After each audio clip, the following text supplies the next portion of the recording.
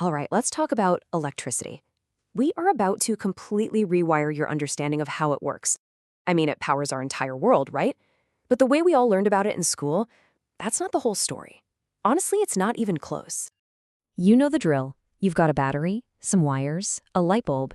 You connect them all up in a neat little circle, a closed loop, and boom, you get light. It feels simple, logical, it just makes sense. But what if I told you that simple little loop is hiding a reality that's way more interesting, almost unbelievable?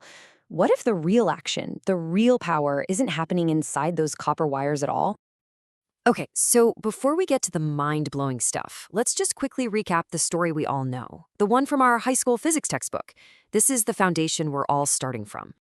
The whole idea hinges on this thing called a circuit.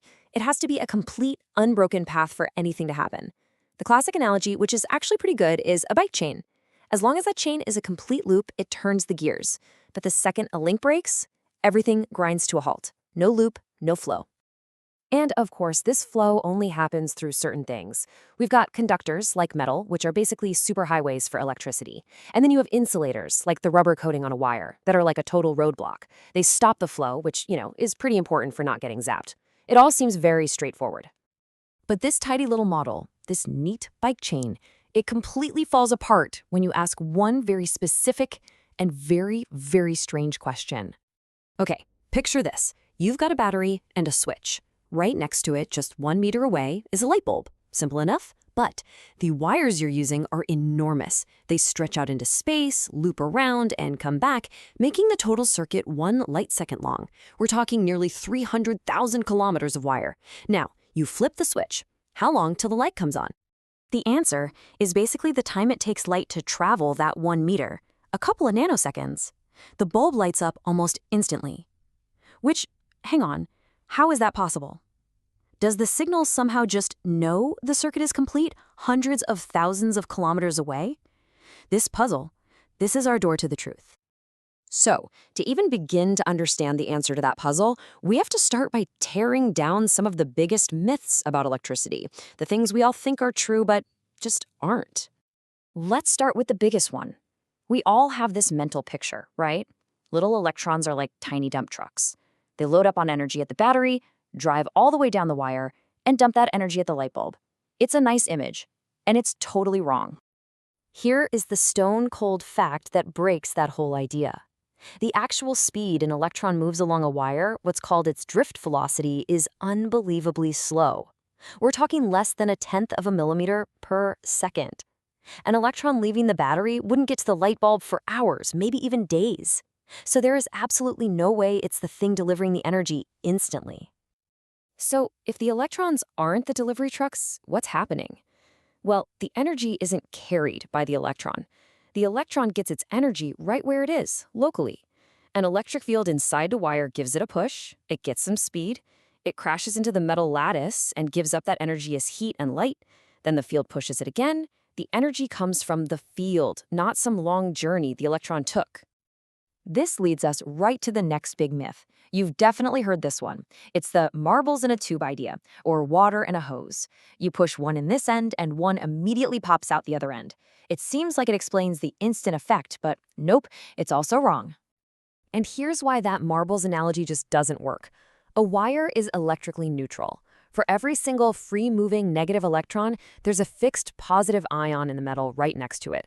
So that push from a neighboring electron is immediately canceled out by the pull from a nearby positive charge. They're all stuck in this local tug of war. They can't just shove each other down the line. Something else has to be in charge. Okay, so if it's not electrons carrying energy, and it's not electrons pushing each other, what on earth is actually going on?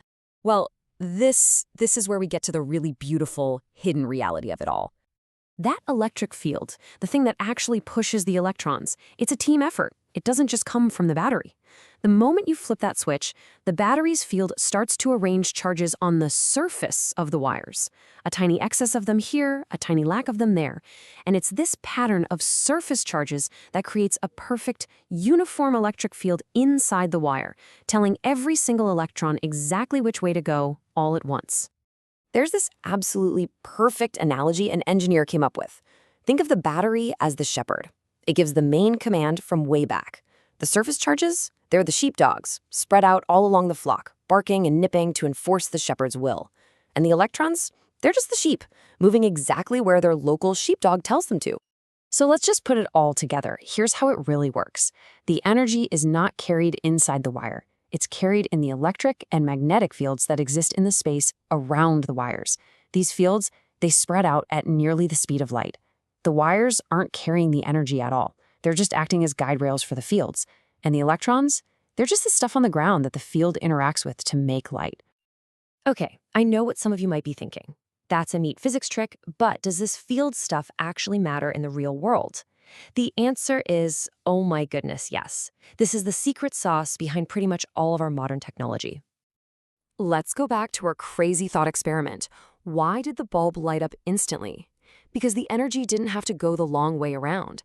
The second that switch closed, the fields burst out from the wire and traveled through space at light speed. They crossed that 1-meter gap to the other side of the wire and delivered their energy there, way, way before any signal could have traveled down the wire itself. And this isn't just a thought experiment. It's the daily headache for engineers. Just listen to this quote from Rick Hartley, a legendary circuit board designer.